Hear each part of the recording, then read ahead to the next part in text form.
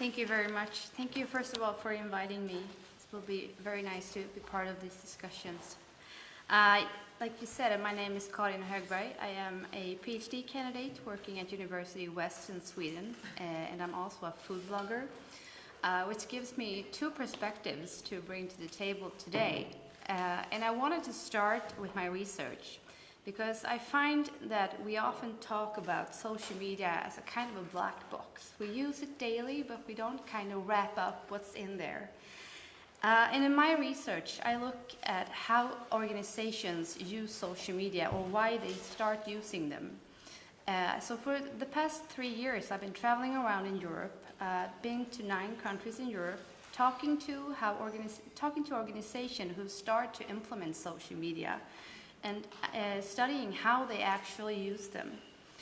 And what's most striking about this research is that I usually start by asking the organizations, why do you start using social media?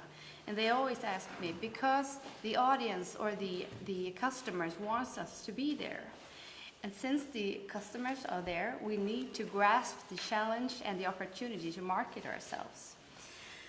And by doing so, by being out there in the social media landscape, there are several challenges that arises. And one of the biggest one is that organizations tend to get stuck in a traditional way of looking at communication through social media.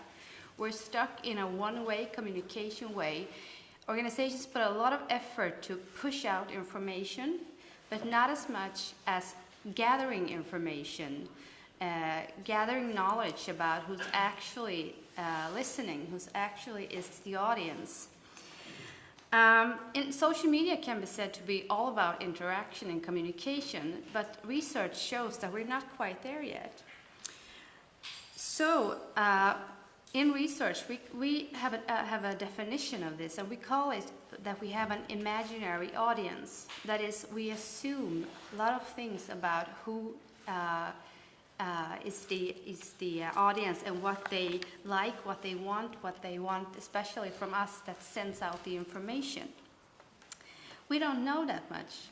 Organizations tend not to know so much about their audience because they don't interact enough in social media. And that brings me to the consumer perspective of this. I have the perspective of being a blogger, and I notice, like we said before, there is an enormous amount of information out there. It's a jungle of information. And as a blogger, you tend to be a kind of an ambassador. People read blogs or read Twitter accounts or whatever to get information, because people don't interpret bloggers as marketers. They don't see that we have something to earn from it in a way. Usually bloggers don't tend to point fingers. They usually write because they like or are interested in something, and they often want to inspire people. So just as an example, when I started to blog, I did it because I love food. I love to cook, but most of all I just love to eat.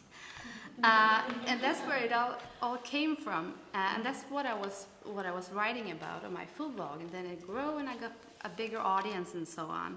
But in the beginning, and it still is, the most common comment I get is, this was an easy recipe. And in the beginning, I was a bit confused and a little bit, not sad, but a bit, disappointed. What do you mean by easy? Is it not like professional enough? Is it not like fancy enough? What's the problem here? But now 5 years later, I still get this comment, and I realize that this is the best comment I could get ever. Because when I started to blog, I had this imaginary picture of my audience. I thought they were just like me. I thought they loved to cook. I thought they cooked every day and was inspired to cook, but that was not the case.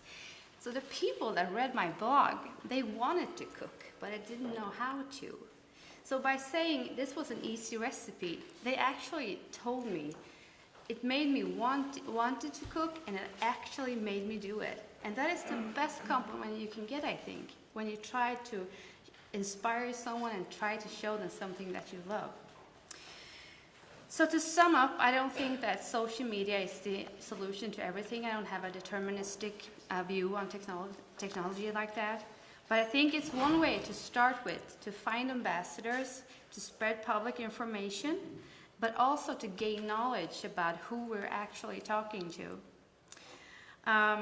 Start out to reach out to individuals who are actually interested in learning and wanting to know more by reaching out to people who love to inspire and love to write about passionate things like eating and cooking and so forth. Thank you. So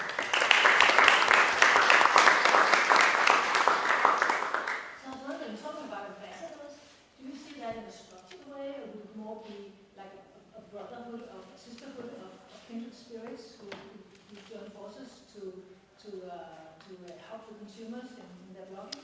Yeah, well, I first of all think that organizations and even governments and so on need to reach out more to people who actually are interested in spreading knowledge, because there is a big interest, for example, in bloggers. They actually want to write about these kind of things that they are inspired by or love to do and so forth. So yes, gather people and actually be more hands-on to it, I think, yeah.